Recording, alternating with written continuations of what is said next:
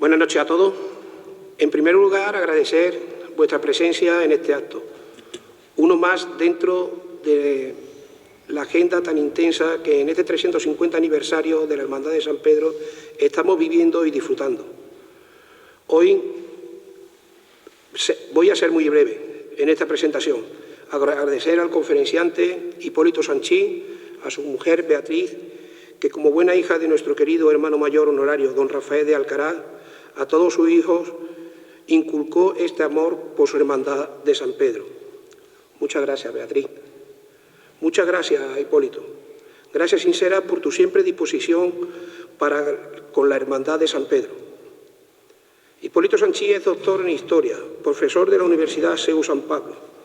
Entre sus muchas facetas, historiador global, ya que no solo abarca campos históricos tan concretos y tan subgéneris como puede ser el mundo antiguo y en especial el amplio e imaginario periodo de la antigüedad mesopotámica, sino que también como heredero de numerosos títulos nobiliarios es gran conocedor del mundo medieval y moderno, con especial atención al mundo de las órdenes militares, entre otros muchos campos.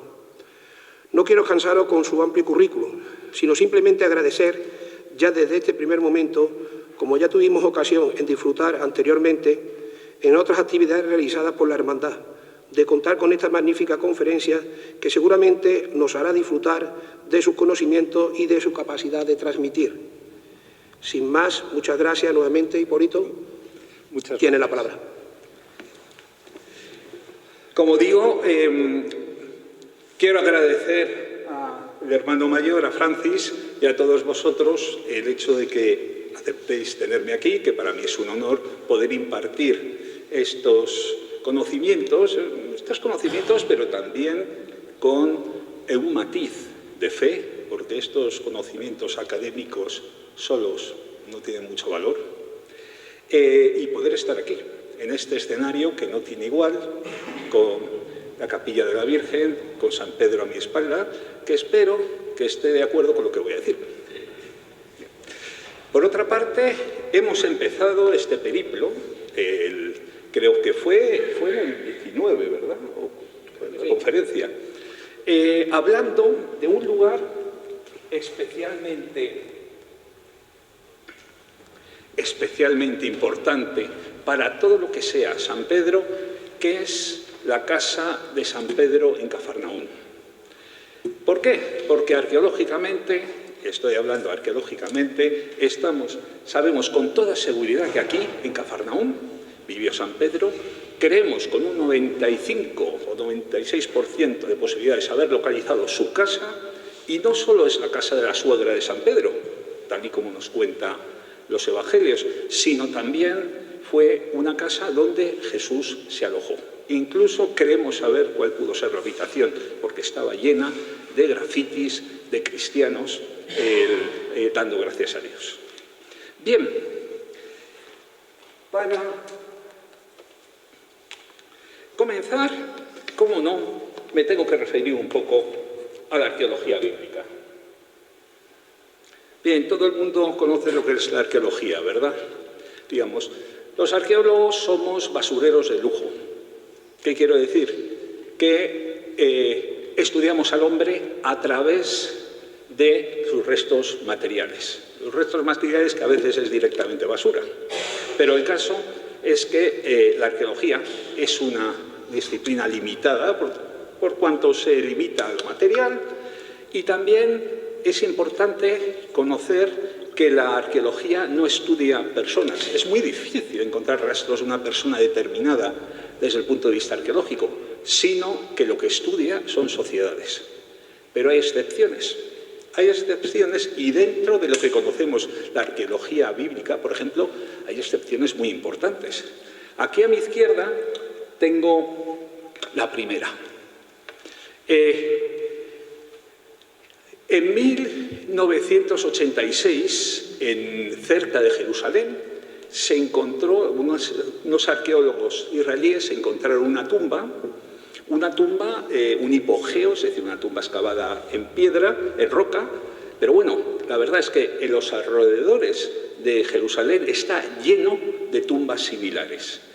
Tumbas que además corresponden muy bien con la descripción que hacen los evangelios de la tumba de nuestro Señor Jesucristo. Bueno, pues estos arqueólogos encontraron un hipogeo, excavado en la roca, y dentro había varias cuevecitas, como la que podemos ver a la izquierda, con estos cofres de piedra. ¿Qué son estos cofres de piedra? Las costumbres judías de enterramiento en tiempos de Jesús consistían en que una vez que la persona moría, se le llevaba a una tumba y allí, sobre una lápida de piedra, se le dejaba amortajado, se le ponían perfumes, etcétera, etcétera, y ahí se dejaba a que se descompusiese. Y al cabo del año, o cuando sea, se recogían sus huesos y se ponían en cofrecillos como estos, osarios. Y este osario es especialmente importante por lo que pone en este lateral. Porque aquí pone en arameo, que era el idioma que se empleaba en la calle en tiempos de Jesús. Si habéis visto la película La Pasión, Jesús está todo el rato hablando en arameo.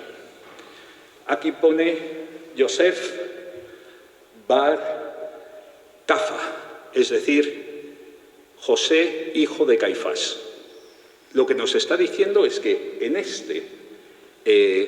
este osario estaban los huesos de Caifás, el que juzgó a Jesús de Nazaret en el Sanedrín, como bien conocemos. O también hay otro hito arqueológico. Esto apareció también en los 70 en otra tumba distinta, muy curiosa. Como podéis ver, es otro osario. Y en este, la rareza es que apareció un hueso, como podemos aquí, del pie. De hecho, esto es un talón atravesado por un clavo. Según pone también aquí en arameo, era de un tal Yehohanan, hijo de Jacob. ¿Por qué es importante?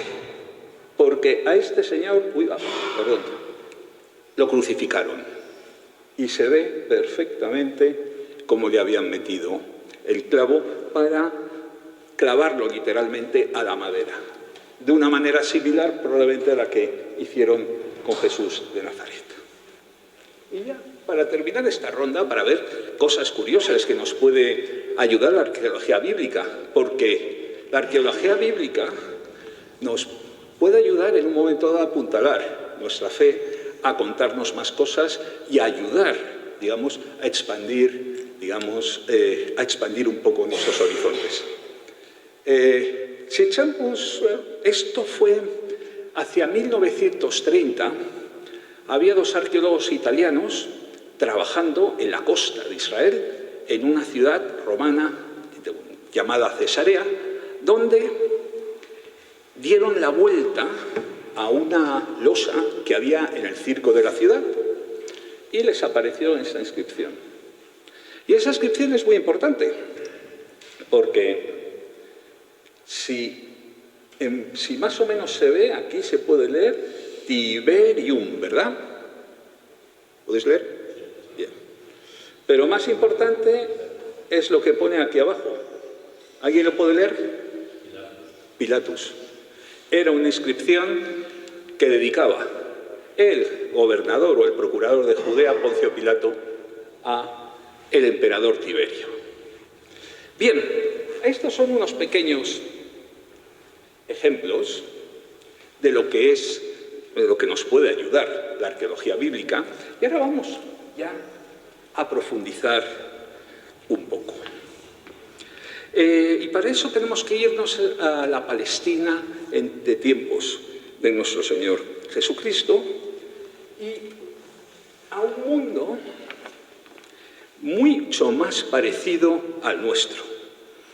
El contexto es bastante preciso. Nos lo da los propios evangelios. Beatriz, Mateo 2:1.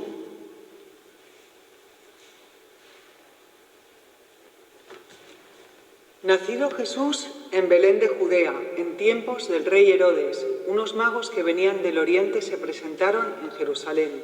Vemos que Mateo ahí nos dice precisamente en tiempos del rey Herodes. ¿Qué nos dice Lucas 3:1? En el año 15 del imperio de Tiberio César, siendo Poncio Pilato procurador de Judea, Herodes tetrarca de Galilea, Filipo su hermano tetrarca de Iturea y de Traconítida, y Lisanias tetrarca de Abilene. ¿Sigo? Sí. Perdón. En el pontificado de Anás y Caifás fue dirigida la palabra de Dios a Juan, hijo de Zacarías, en el desierto.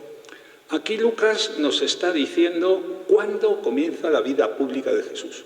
Nos dice en el año 15 del emperador Tiberio, este señor que tenemos aquí a la derecha.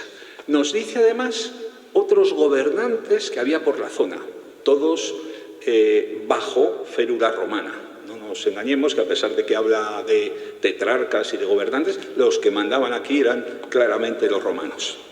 Incluso nos dice que estaban como sumos sacerdotes Anás y Caifás, que son los que eventualmente le juzgarían. Bien, y el contexto es el Imperio Romano. Atención, porque el Imperio Romano o el contexto del Imperio Romano se parecía mucho al nuestro. Estamos en un mundo globalizado. La época de Jesús era también una época globalizada, donde había un imperio que iba de un rincón del Mediterráneo al otro, donde se hablaban solamente dos idiomas, el latín y el griego, y donde nos podemos encontrar los mismos productos en Britania que en Egipto. Es decir, el mismo tipo de cerámica que nos podemos encontrar por aquí, por los campos de estepa, que enseguida vemos, uy, esto es cerámica romana, pues nos encontramos la misma en Siria, del otro lado. Era un mundo globalizado donde, gracias al Imperio Romano, había fronteras abiertas y la gente se podía mover. Y se podía mover mucho. Y de hecho, fue el mejor momento para la llegada de nuestro Señor Jesucristo. ¿Por qué? Porque fue justo en la zona que entraba en la órbita de un gran imperio. Y justo cuando había una cultura, el helenismo, la cultura griega, que se había convertido en cultura universal. Es decir, que a partir de la cultura griega, que fue el helenismo, que fue el vehículo que hizo que el cristianismo se expandiera rapidísimamente por todo, no solamente por el Imperio Romano, sino por prácticamente todo el mundo, pues fue, como digo, esta cultura la que consiguió esta cuestión. Entonces, es un mundo globalizado, un mundo donde, por otra parte, en este pequeño rincón del Imperio Romano, en la provincia de Judea, había una promesa mesiánica de que iba a haber un Mesías. Es decir, el momento en el que apareció Jesús y aparecieron sus discípulos no pudo ser mejor, digamos.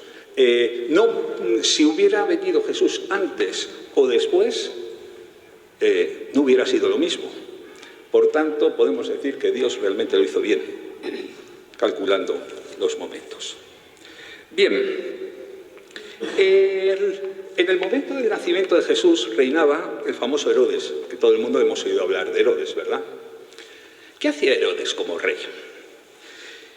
En principio, durante el último siglo y medio, en esta zona, en lo que podríamos decir en el antiguo reino de Israel, los judíos habían conseguido establecer un reino independiente, con una dinastía que conocemos porque alguna vez hemos oído lecturas en misa como los macabeos o los asmodeos. Pero hubo un problema. Dos de los sucesores de estos macabeos se pelearon entre sí e hicieron lo que nadie debía hacer nunca en el mundo antiguo, pero todo el mundo hacía, que es llamar como árbitro a Roma. ¿Y qué ocurrió cuando llegó Roma? Pues se quedó con la zona. O sea, se deshizo de los dos pretendientes y directamente colocó el suyo propio. El suyo propio, que era un tal Herodes el Grande. ¿Le suena? Entonces el rey Herodes era un títere de los romanos, el cual era una persona muy especial. ¿Por qué? Porque era un paranoico. No solamente por la matanza de los inocentes, sino porque realmente llegó a matar a 3 de sus hijos por sospechas de que querían el trono. Entonces Herodes, por otra parte, ni siquiera era judío, era idumeo, pero era, o sea, del desierto, pero sí era de religión judía. Y no se llevaba demasiado bien con sus súbditos. Herodes muere cerca del año 0 y los romanos hacen que su reino, para hacerlo más débil todavía, se divida entre sus hijos.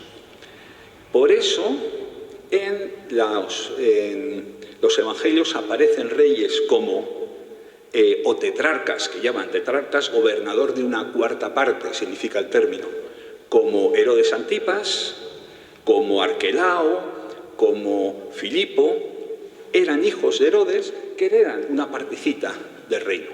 El que más aparece es Herodes Antipas, al cual incluso Pilatos le lleva a Jesús en la Pascua. Bien,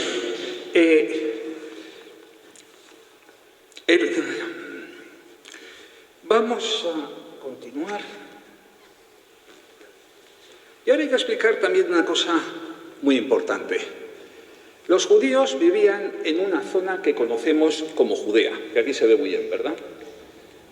Y a pesar de que su reino antiguamente había llegado hasta el norte del mar de Galilea, que vemos aquí, sin embargo, prácticamente la población judía se había casi restringido mayoritariamente a la zona de Judea. Ojo, había también judíos por otras partes, pero eran muchos menos. En la zona de donde era Jesús, Jesús era Galileo. Galileo significa algo así como, una persona distintiva de una región de la zona con unas características especiales. Por ejemplo, te dicen claramente que Jesús y sus discípulos tenían acento galileo a la hora de hablar, se les distinguía muy bien por el acento, como si fuera el acento andaluz, vamos a ver, o similares. ¿Qué hacían? Pero si los judíos estaban en Judea, ¿qué hacían en Galilea? Resulta que Galilea antiguamente había habido población judía, pero diferentes invasiones la habían borrado prácticamente del mapa.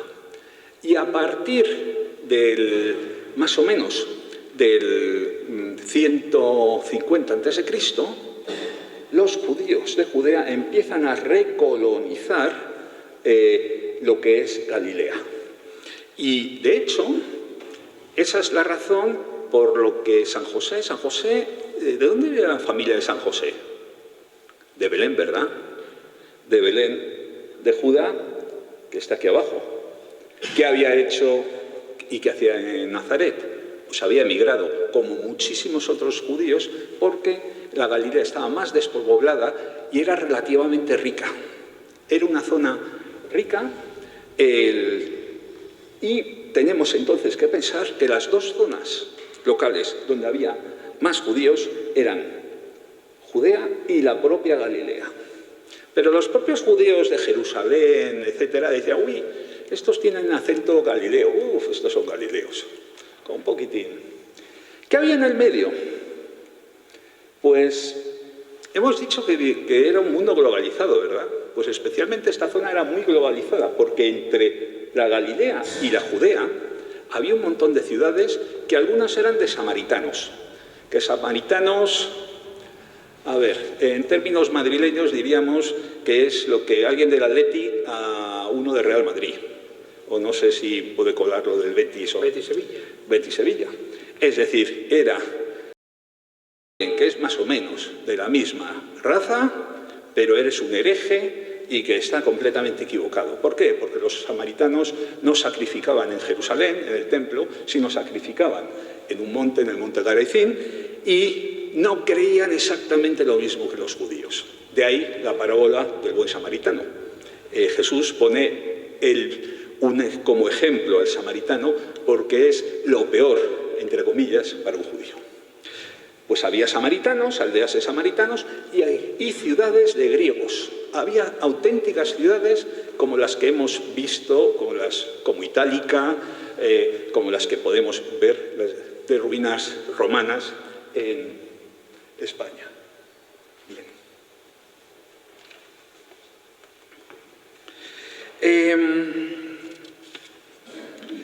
Bien.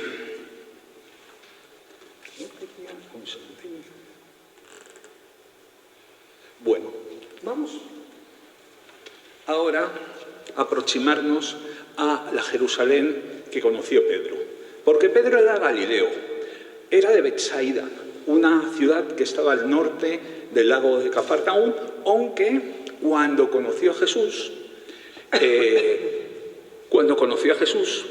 ya vivía en Cafarnaúm, donde era pescador, y vivía en casa de su suegra, según nos dicen los evangelios.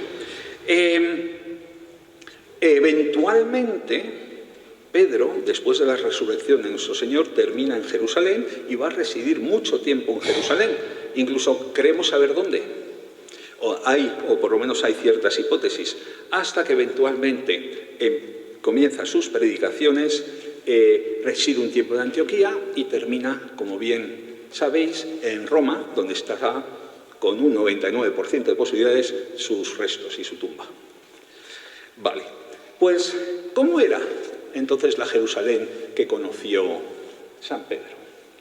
Pues bueno, para empezar, creo que aquí habéis estado, sí hay personas que han estado en Tierra Santa, ¿verdad? Vale, por lo menos una. Bien. Vale la pena, dos. Y además os va a recordar a Estepa, por lo menos Jerusalén. ¿Por qué? Por la piedra caliza. Todo es de piedra. Entonces, eso sí, no está encalado, pero... Entonces, yo a mí siempre que ando por las calles de Estepa, con la caliza que hay, me recuerda a Jerusalén. Jerusalén que tengo el honor de conocerlo relativamente bien, porque he estado en varias campañas arqueológicas allí en Israel y gracias a Dios he podido ir en muchos viajes. Y os digo que si tenéis posibilidad de ir a Tierra Santa, por favor, no la dejéis escapar, porque entonces se entienden muchísimo mejor los evangelios. Y aparte, que la situación que hay allí ahora mismo es muy parecida a la que había en tiempos de Jesús. No sé qué tiene esa tierra, ¿no? Pero bueno. Bien. A ver. A Jerusalén, según los evangelios sinópticos, es decir, Lucas, Mateo y Marcos,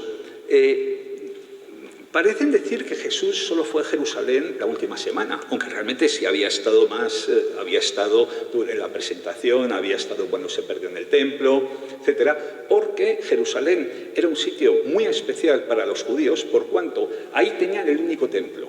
La religión judía decía que el único sitio donde se podía sacrificar a Yahvé era en el templo de Jerusalén.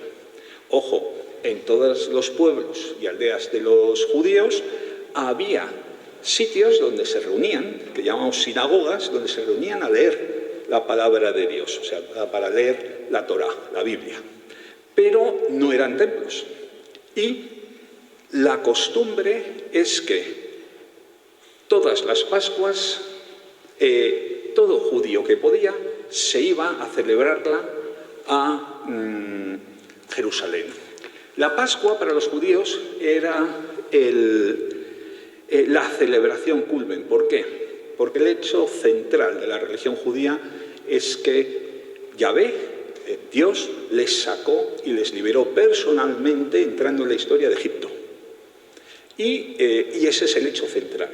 Es decir, para ellos Dios es un Dios de liberación en ese sentido. Y entonces, claro, era la fiesta principal. Pero la fiesta principal quiere decir que, si bien no sabemos cuál sería la población de Jerusalén en esta época, porque tengo estimaciones desde 200.000 habitantes, que es una bestialidad, a 50.000. Lo que sí sabemos es que en la Pascua acudían alrededor de 100.000 peregrinos a Jerusalén a celebrar la Pascua allí. Y esto tenía, vamos a ver, sus complicaciones. De hecho, este es el escenario un poco que tenemos en la última semana de la vida terrestre de nuestro Señor Jesucristo, antes de su muerte y su resurrección, que era momentos antes de la Pascua judía, cuando Jerusalén estaba hasta arriba de gente, más o menos. Bien, en la época de... Bueno, lo que veis aquí es una foto maravillosa de 1930 de lo que era entonces Jerusalén. Ahora Jerusalén, obviamente, pues, es una ciudad, se ha expandido mucho más. Pero fijaos que hay un detalle. Bueno, el plano que hay a la izquierda es el que os he repartido, donde, fijaos que lo que no ha cambiado para nada es esta especie de cuadrilátero que hay aquí, ¿verdad? ¿Qué es este? ¿Lo veis? Bien. Esto que veis estaba en época de Jesús porque es la plataforma o la terraza donde estaba el templo de Jerusalén. El primitivo templo, construido por Salomón en 950 a.C., estaba ahí. A ese templo en el 587 lo destruyeron los babilonios, después lo volvieron a reedificar, y Herodes, que quería congraciarse con los judíos, lo agrandó y lo embelleció. Entonces, esto es lo que, cada vez que miréis un mapa de Jerusalén, una foto, es lo que tenéis que buscar. Ahora mismo, aunque aquí no se ve muy bien, aquí en el centro lo que hay es una mezquita, porque, como bien dijo nuestro Señor Jesucristo, cuando señalando al templo dijo: de este lugar no quedará piedra sobre piedra, en el año 70 después de Cristo, los romanos destruyeron completamente el templo que había conocido Jesús. Pero lo fundamental es que nos quedemos con esta plataforma, que es la plataforma del templo. En uno de sus lados, exactamente en este, es donde los judíos van a rezar. El famoso Muro de las Lamentaciones, que habéis oído alguna vez hablar de él, ¿verdad? A los judíos no les gusta el nombre de Muro de las Lamentaciones, lo llaman Muro Occidental, veremos. Y efectivamente es la parte del templo donde van a rezar. Pero observad qué curioso, porque esto es Jerusalén, aquí hay una mezquita, aquí un poco más abajo van los judíos a rezar en el Muro de las Lamentaciones, y un poco más en esta zona está la iglesia del Santo Sepulcro, donde está el Gólgota y donde está la tumba de nuestro Señor Jesucristo. Luego, Jerusalén actualmente es un sitio, digamos, muy variado. La ciudad de Jerusalén en época de Jesús, observad que hay una gran diferencia. Esta, como digo, es en 1930, y mirad la muralla como llega hasta aquí. Sin embargo, en época de Jesús llega mucho más abajo. La ciudad se dividía, aquí se ve cómo debía ser el templo en época de Salomón. Esta es la plataforma del templo en época de Herodes, como digo, y hago una comparación de cómo es la ciudad actual, lo que llaman la ciudad vieja de Jerusalén, y cómo debía ser, que es el mapa que tenéis, en época de Jesús. Había 4 zonas en Jerusalén. La primera y la más importante era el templo, que era el centro, obviamente. Después estaba lo que podríamos llamar el casco antiguo, que es esta lengua que vemos aquí, que es una zona bastante abrupta, que es lo que se llama la ciudad de David. que es la Jerusalén primitiva del año 1200 a.C. Era lo primero que había, lo más antiguo de todo. Después, en un alto que hay aquí, que llamaban, que en la Edad Media mal llamaron el Monte Sión, estaba lo que se llama la Ciudad Alta. La Ciudad Alta era la zona donde la gente más rica tenía sus casas, ahí estaban las casas de Anás y Caifás, ahí fue donde Jesús y los apóstoles fueron a celebrar la última cena, como ahora vamos a ver, etc.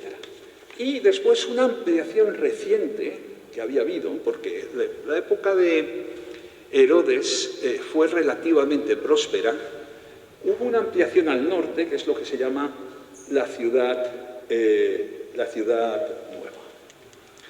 Jerusalén, para que nos hagamos una idea,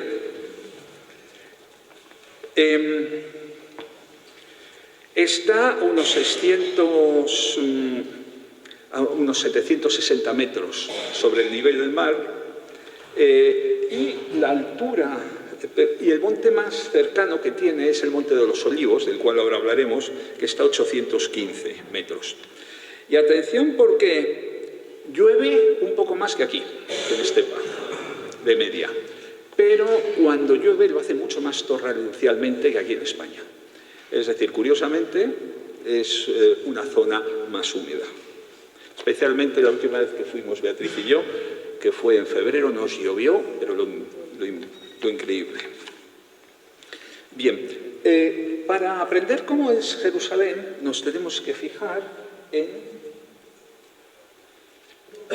que está delimitada por dos torrentes. Cuando digo dos torrentes, que es un poco como aquí, que aquí en España pues tenemos un montón, sí, tenemos ríos, no especialmente caudalosos, y tenemos un montón de ramblas, torrenteras, en todas partes, ¿verdad? Israel es más o menos así. Y aquí hay dos torrentes principales. El torrente del Cedrón, que va de norte a sur, y después lo que llaman el valle, el torrente del Ginom, o el valle del Ginom, o de la Gehenna, que es el que va de este a oeste. Los dos se cruzaban en esta zona cercana al estanque de Siloé. Y el Cedrón aparece nombrado muchísimo en los evangelios. Jesús estaba todo el día cruzándolo. Entonces cruzaron el Cedrón y se fueron. ¿Por qué? Porque al otro lado del Cedrón, en esta zona, estaba el Monte de los Olivos, que efectivamente era un olivar, muy cerquita, como veis, de Jerusalén. De hecho, si vais a Tierra Santa, normalmente os llevarán al Monte de los Olivos, no solo para visitarlo, sino también porque es el mejor sitio donde se ve Jerusalén. Es donde todo el mundo se hace fotos, por así decirlo. Y allí, en el Monte de los Olivos, es donde solían estar o descansar Jesús con sus discípulos, y tiene también otra explicación. Estaba de camino a una ciudad conocida como Betania, que estaba o una aldea conocida como Betania, que estaba a 5 kilómetros. En Betania vivía uno de los amigos de Jesús, que era Lázaro. Entonces, es muy probable que Jesús predicara en el templo, y entonces para pasar la noche, a veces lo pasaría en el Monte de los Olivos, u otras veces sería a casa de Lázaro, a 5 kilómetros, a Betania. El recuerdo del Monte de los Olivos quedó muy fuertemente impregnado en las primeras generaciones de cristianos, y que realmente ahí es un sitio donde se reunían. Bien, aprovecho el Valle del Ginom, el que está aquí abajo, también se llama la Gehenna, es el sitio donde echaban, es el basurero de Jerusalén, donde echaban la basura. Por eso la palabra Gehenna en la Biblia a veces equivale a infierno, entre otras cosas porque había un montón de basureros quemándose todo el día y salía mucho humo, y no era un sitio agradable. Jerusalén tenía problemas de agua. Es un clima, como digo, muy parecido a este, y siempre ha tenido problemas de agua y para eso tenía un montón de conducciones y sobre todo estanques, piscinas, albercas. Las más famosas, aquí el estanque de las ovejas, también llamado de Betesda, donde Jesús va a hacer un milagro, y la piscina de Siloé, el estanque de Siloé, que también aparece continuamente en este sitio. Es muy interesante el tema hídrico, pero no me voy a retener mucho. Bien. A ver. Aquí vemos un maravilloso reconstrucción de, quizá un poco más al sur del Monte de los Olivos, vemos el templo, la ciudad nueva, la ciudad de David, y aquí la ciudad alta.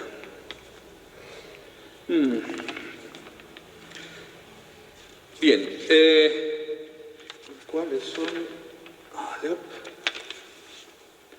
¿cuáles son los principales edificios que nos vamos a encontrar en Jerusalén? Aparte del templo, que aquí me gusta mucho esta reconstrucción, bueno, aparte del templo, con el cual ahora entraremos, porque la arqueología nos ha desvelado muchas cosas de dónde pudo predicar Jesús y dónde estuvo. Ahora, como digo, estaremos. Había una fortificación que veis aquí, que se llama la Torre Antonia, que la construyó Herodes en honor a su amigo romano Marco Antonio, que estaba situada estratégicamente al lado del templo para vigilarlo y para vigilar todo Jerusalén. Aquí hay una guarnición romana. Aparte, había un palacio de Herodes que en este tiempo lo estaban empleando los procuradores romanos, probablemente Pilatos cuando iba a Jerusalén o estaba en este palacio o estaba en la Torre Antonia. Y ya, vamos a ver. Bueno, y ahora vamos a detenernos un poco en lo que sería la ciudad alta. Entre otras cosas, a los arqueólogos lo que más nos puede gustar es una buena destrucción. Esto queda muy mal, pero es que es así. ¿Por qué? Cuando tú coges un edificio y lo abandonas, el edificio cae un poco en el olvido, en el abandono, la gente coge, lo saquea, se lleva cosas, y al arqueólogo, el día de mañana, cuando los cava, no le queda mucho. Sin embargo, si hay una buena destrucción, una buena guerra, una buena erupción volcánica, un buen incendio, entonces se te conservan un montón de cosas. Y es lo que ocurrió aquí. Lo que vamos a ver es casas de la zona rica de la ciudad alta de Jerusalén.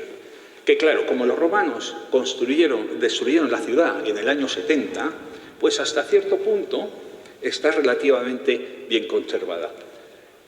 Pensad que aunque estas son casas de judíos, mirad que nos suena mucho este tipo de mosaicos, porque también los encontramos aquí, ¿verdad? Como os digo, en una cultura bastante globalizada. Y veis estos vasos de piedra. La cultura judía en esta época, para, digamos, lavar, entre comillas, impurezas, pecados, etcétera, utilizaba estos grandes vasos de piedra, que los encontráis nombrados en el milagro de las bodas de Caná. Es decir, cuando dice que el Señor mandó llenar con agua unos grandes vasos de piedra, se está refiriendo a cosas como estas, que aparecieron en varias casas quemadas de época del saqueo de los romanos del año 70, como podemos ver. Por otra parte,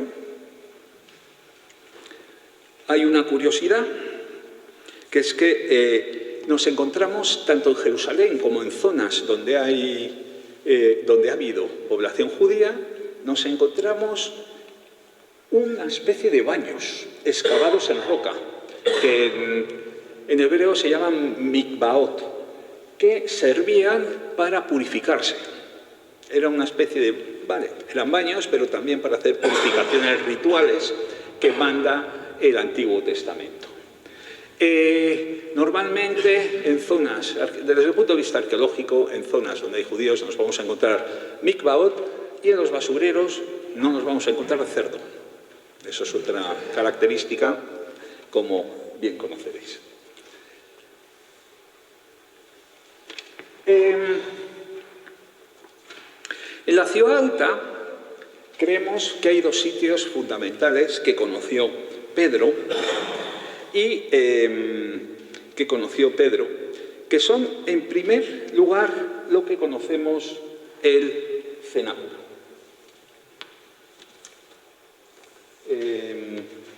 Vamos a ver, vean, creo que es Hechos 12, ¿no? Les dijo: cuando entréis en la ciudad, os saldrá al paso un hombre que lleva un cántaro de agua. Seguidle hasta la casa en que entre, y diréis al dueño de la casa: el maestro te dice, ¿dónde está la sala donde pueda comer la Pascua con mis discípulos? Él os enseñará en el piso superior una sala grande, ya dispuesta. Haced allí los preparativos. Bien, a este lugar donde ocurrió la última cena lo llamamos el cenáculo. Y en el siglo IV ya había ahí una iglesia donde los cristianos decían: aquí fue donde se celebró la última cena. Junto a la iglesia había también un edificio que decían que ahí había sido el lugar. Este edificio, después de tantas guerras que ha habido en la zona, ha quedado totalmente destruido. Y cuando los arqueólogos en los años 30 excavaron la zona, se encontraron con que efectivamente había un edificio donde aparecía una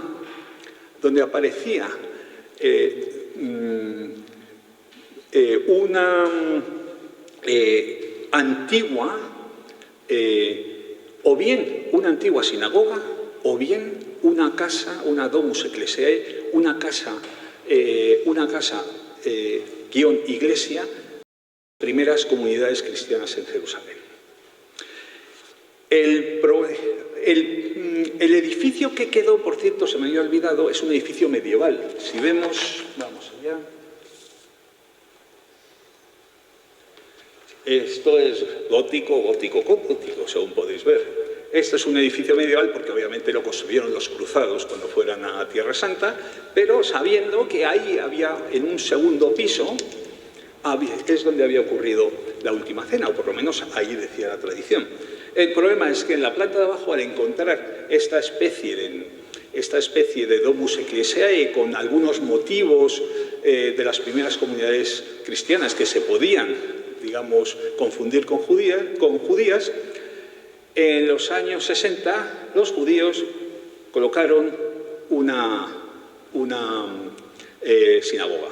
Y efectivamente, donde está el cenáculo, en la planta de abajo, nos encontramos una sinagoga.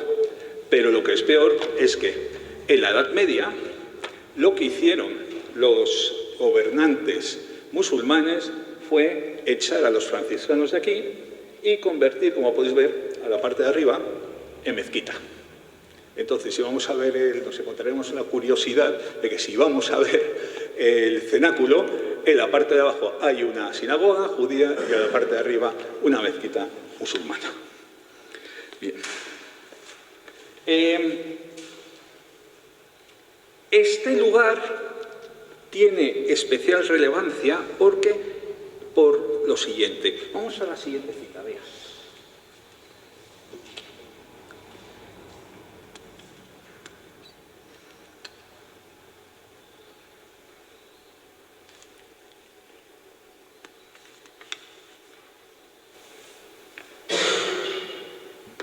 Entonces se volvieron a Jerusalén desde el monte llamado de los Olivos, que está próximo a Jerusalén la distancia de un camino sabático. Y cuando llegaron subieron a la estancia superior, donde vivían Pedro y Juan, Santiago y Andrés, Felipe y Tomás, Bartolomé y Mateo, Santiago el de Alfeo, Simón el Celota y Judas de Santiago. Este fragmento de ¿qué evangelista es? Es de Hechos de los Apóstoles. De Hechos. Ocurre después de la ascensión. En la ascensión, cuando están mirando los apóstoles ascender a nuestro Señor, llegan dos personas de blanco, le dicen, a ver, Galileos, ¿qué estáis mirando? Venga, moveros. ¿Y dónde van? Pues van al lugar donde están viviendo, como veis todos los apóstoles, que dice que es un sitio, entre comillas, no exactamente elevado, pero es claramente un segundo piso. La siguiente, vea. Por favor. Llamó él a la puerta del vestíbulo y salió a abrirle una sirvienta llamada Rosa, quien al reconocer la voz de Pedro, de pura alegría no abrió la puerta, sino que entró corriendo a anunciar que Pedro estaba a la puerta. Sigo. Ellos le dijeron, estás loca. Pero ella continuaba afirmando que era verdad. Entonces ellos dijeron, será su ángel. Pedro, entre tanto, seguía llamando. Al abrirle le vieron y quedaron atónitos. Bien, pues creemos que todo esto que hemos leído ocurrió en el mismo lugar, porque posteriormente, en otra cita, se nos dice que este lugar donde se reunía la primitiva comunidad cristiana en Jerusalén era la casa de la madre de un discípulo llamado Juan Marcos. Juan Marcos sospechamos que es el Marcos evangelista, aunque no estamos del todo seguros, pero el caso es que fue un seguidor de Pedro. Y creemos que el cenáculo y la casa de la madre de Juan Marcos es el mismo lugar y muy probablemente las tradiciones antiguas nos dicen que efectivamente fue aquí, con un 90 y tantos % de posibilidades. Otro lugar especialmente importante especialmente para todos nosotros que somos hermanos de San Pedro, es la iglesia de San Pedro in Gallicantum. Porque como podéis ver, esta es una iglesia moderna, pero debajo había, como no, una basílica bizantina, y cuando en los años 30 los dominicos lo excavaron, se encontraron con que había una gran casa, una casa de alguien rico, con un montón de lugares, como podemos ver, de sótanos, parecidos a los que podíamos ver por aquí, excavados en la caliza de allí, donde había un montón de grafitis cristianos. De hecho, en la excavación también encontraron una inscripción en la jamba de uno de estos sótanos que ponía en hebreo el lugar de las ofrendas. Y encontraron también unas pesas especiales con un peso determinado para pesar ofrendas. Es decir, que eso era la casa de un sacerdote, claramente. ¿Pero por qué los grafitis cristianos? Porque había una tradición que decía que ahí estaba la casa de Anás y de Caifás, mejor dicho, de Anás o de Caifás, y que es ahí donde tuvieron a Jesús preso la noche antes de su ejecución y donde San Pedro le negó. De ahí que sea un lugar de especial relevancia para nosotros. Y está, como digo, en la ciudad alta, en la zona rica de lo que era Jerusalén.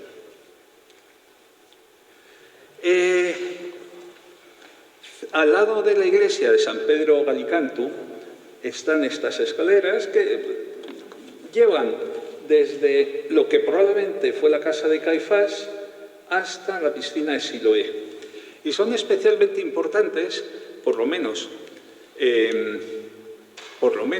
desde el punto de vista cristiano, porque es el nudo de comunicación entre el Valle del Cedrón, el Terronte, el Monte de los Olivos y la ciudad alta. Y de hecho es el único sitio por donde pudieron llevar desde el Huerto de los Olivos a la casa de Caifás a Jesús. Luego, con toda seguridad, sabemos que en estas escaleras las pisó Jesús de Nazaret.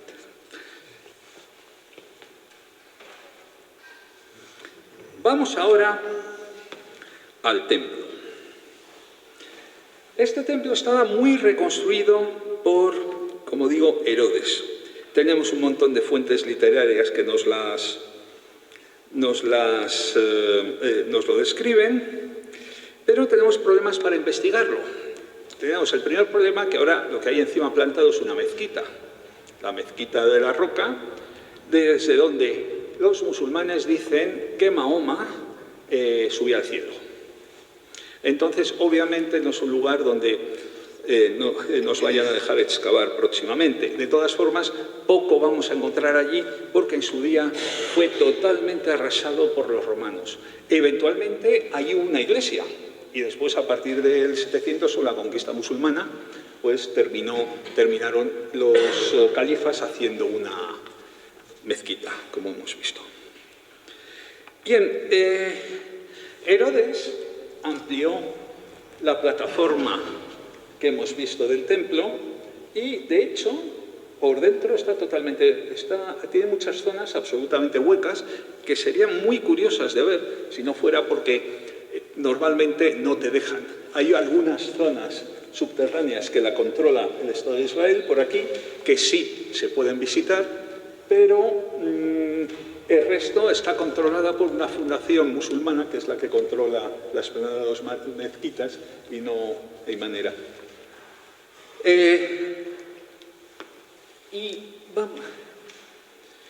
¿Y en qué se dividía el templo? Pues alrededor de la plataforma, ¿veis aquí un pórtico? Este pórtico, bueno, la explanada que había en el templo era enorme. Este pórtico, digamos, la zona más alejada, la zona que daba al este, se llamaba el Pórtico de Salomón. Era la zona donde menos gente iba. ¿Por qué? Porque normalmente cuando venía lluvia o mal tiempo, Jerusalén venía de oeste a este. Entonces, el Pórtico de Salomón no protegía mucho. Sin embargo, era la zona principal donde predicaba Jesús y donde después predicaron los apóstoles, incluyendo Pedro, tal y como pone en los Hechos de los Apóstoles. Asimismo, una cosa curiosa que hemos encontrado de estos pórticos es que había una especie, aquí no se refleja bien, de torretas en las esquinas. A ver. Bueno, sí, Y cerca de una de esas esquinas apareció esta inscripción. Aquí en hebreo pone el lugar de la trompeta. ¿Qué quiere decir eso? Los judíos, el viernes por la tarde, cuando el sol se oculta,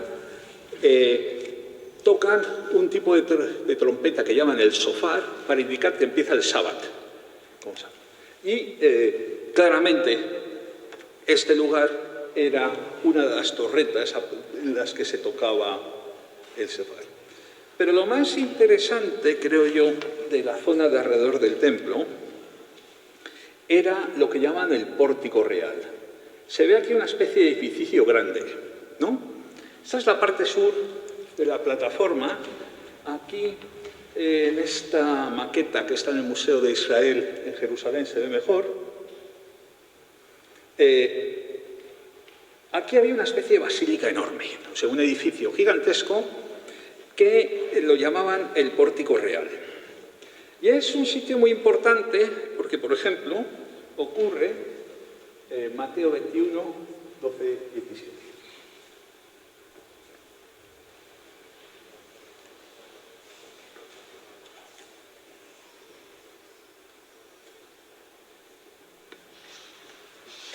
Entró Jesús en el templo y echó fuera a todos los que vendían y compraban en el templo. Volcó las mesas de los cambistas y los puestos de los vendedores de paloma. Y les dijo, está escrito, mi casa será llamada casa de oración. La expulsión de los mercaderes. Una basílica era un lugar, aunque para nosotros los cristianos ha cogido el significado de un edificio religioso, desde el punto de vista griego y romano, una basílica es un lugar que es una mezcla de lugar donde se celebraban juicios y a la vez mercado, donde se hacían todo tipo de negocios, por así decirlo. Y entonces, ¿qué ocurría? Cuando tú ibas en Pascua a celebrar la Pascua a Jerusalén, no podías sacrificar cualquier cordero, cualquier paloma o cualquier cosa que lo que fuera en el templo. No, no, tenía que ser un animal especial. Si los sacerdotes te veían el borrego que llevabas a sacrificar, decían, uy, este no puede ser, pues tenías que comprar otro aquí. Obviamente a un precio muchísimo mayor. Tampoco, si ibas a dar una ofrenda o una limosna al templo, no lo podías dar en dinero normal, tenía que ser en una moneda especial. Y esta basílica estaba llena de cambistas que te cambiaban lo que llaman siglos de tiro, que era el dinero especial para la caridad al templo, con dinero romano o griego normal. Cosa que obviamente daba lugar a protestas y daba lugar a muchos abusos, como podéis imaginar. Bien, al lado, por cierto, este es el muro occidental, lo que llaman el muro de las lamentaciones, y esto os lo he puesto aquí para que veáis que la calle en tiempos de Jesús está 5 metros por debajo. Fijaos lo que ha recrecido el suelo. Bien, la calle este de la explanada del templo estaba llena de tiendas también. Entonces Jesús probablemente fue una de las calles que atravesó antes de llegar al mismo.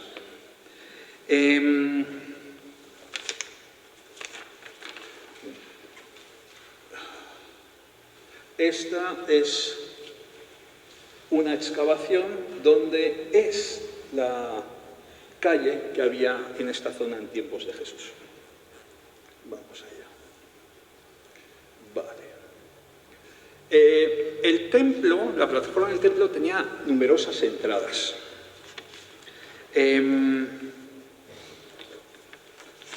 Una de las entradas había, especialmente las entradas del sur, eran las que más debían utilizar. Los cristianos, especialmente, los primeros cristianos, esto que vemos aquí. Esto es una triple puerta, ¿verdad? Esta puerta probablemente era la puerta hermosa, que es la que aparece en uno de los milagros de San Pedro. Creemos que era esta, aunque hay bastante pelea entre biblistas. Y es curioso, porque este es uno de los lugares que con toda seguridad estuvieron los 12 apóstoles, estuvo Jesús y es de los menos visitados, cosa que no entiendo. Bien, aquí se pueden ver. Y aquí cómo debían ser. ¿Por qué? En estas escaleras se ponían muchos mendigos y muchas personas con cojas, ciegas, etcétera, a pedir, y es el lugar, como digo, de varios milagros. Bien. Ya cuando nos acercamos al templo, un segundín, que se me ha ido la mano. Bien, la parte ya que no es los pórticos, sino lo que es la explanada per se, a la mayoría de la explanada se le llamaba el atrio de los gentiles. ¿Por qué? Porque era el lugar hasta podían llegar los no judíos, los que no eran de religión judía. A partir de un momento se habla del atrio de las mujeres y después se habla del atrio de los israelitas. El tema del atrio de los gentiles lo conocemos especialmente porque apareció esta inscripción. Bueno, de hecho aparecieron dos inscripciones. En esta inscripción en griego pone: hasta aquí puedes pasar. Si a partir de aquí pasas y no eres judío, pena de muerte. Es decir, claramente está señalando lo que conocemos como el atrio de los gentiles. Se me ha ido. Dentro de de la zona donde estaban estas inscripciones, porque debería haber bastantes por toda la zona, está lo que se llama el atrio de las mujeres, que era sobre todo esta zona que vemos aquí, esta estructura cuadrangular donde había como 4 casitas que vemos. Esta zona era importante porque aquí había 4 cámaras. Una de las cámaras era para gente, lo que llamaban ellos nazaríes, gente que se daba al templo a hacer trabajos. Otra era un depósito de madera, porque allá veces se hacían sacrificios y obviamente se necesitaba madera. Otro era una cámara donde acudían los leprosos cuando creían que se habían curado a que les vieran los sacerdotes. Y la última era un depósito de aceite y vino para sacrificios. Y aparte, en esta zona había un montón de una especie de trompetas, por así decirlo, de bronce, que en realidad eran cepillos. Había como 13 cepillos. Nos tenemos que imaginar unas grandes trompetas de bronce donde la gente iba pasando y iba echando monedas. Y este es el lugar donde nos dice el Evangelio, a ver, Lucas 18, 10, 14. Jesús se sentó frente al arca del tesoro y miraba cómo echaba la gente monedas en el arca del tesoro. Muchos ricos echaban mucho. Llegó también una viuda pobre y echó 2 moneditas, o sea, 1/4 parte de las. Entonces, llamando a sus discípulos, les dijo: Os digo de verdad que esta viuda pobre ha echado más que todos los que echan en el arca del tesoro.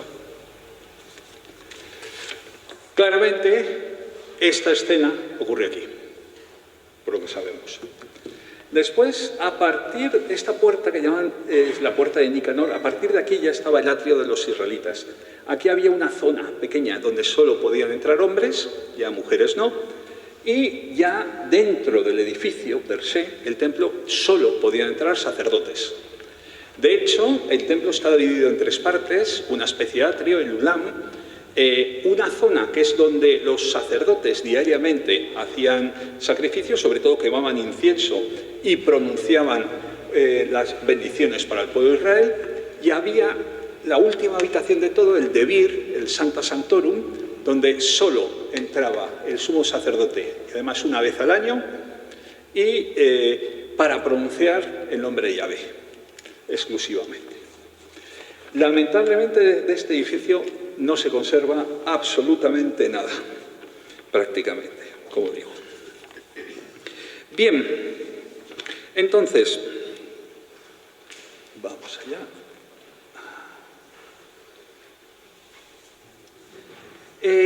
Ya para ir terminando, aquí está.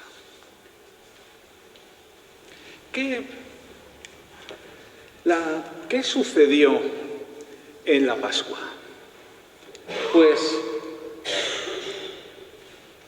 la casa de Juan Marcos, que está aquí arriba, digamos, fue el lugar probablemente donde fue la última cena.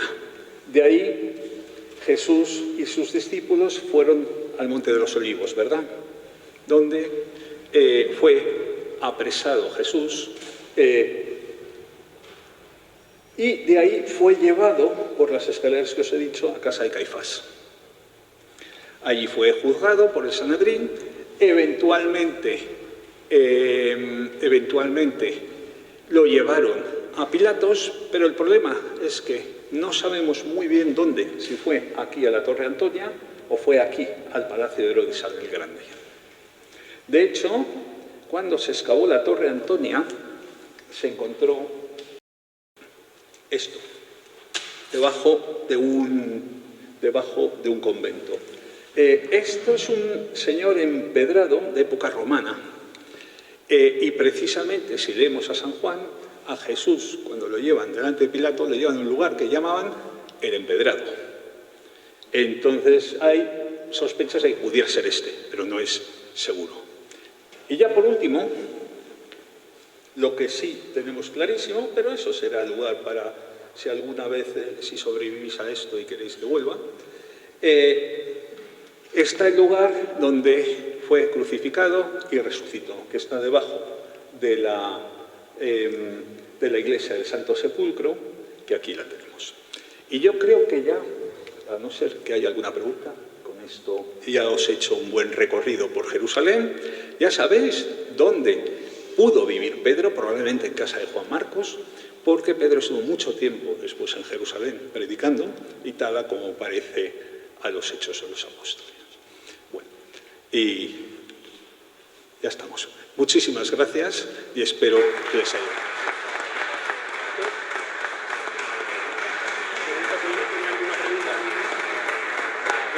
Por eso os animo a ir a Tierra Santa, porque en serio entendéis mucho mejor. Y aparte, Jerusalén, me tenéis que ir, se parece a Estepa. Pues bueno, muchas gracias.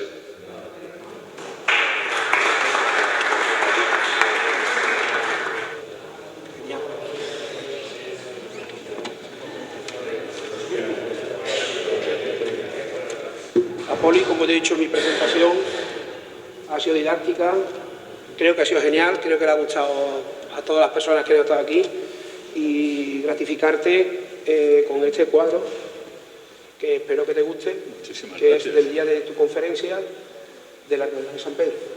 Pues muchísimas gracias.